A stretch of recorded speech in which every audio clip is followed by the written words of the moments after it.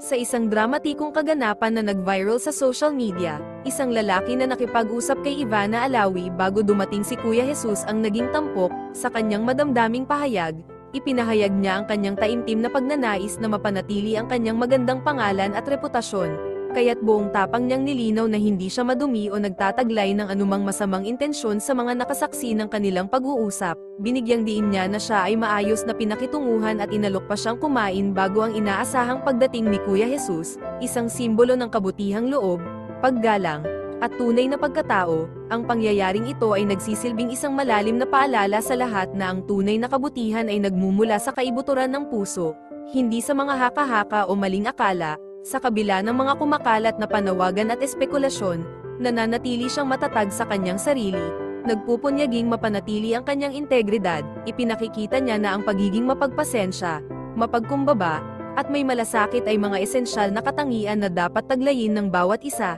Higit pa rito, ang insidenteng ito ay nagbibigay diin sa kahalagahan ng pagiging bukas sa pag-unawa at pagpapahalaga sa kapwa.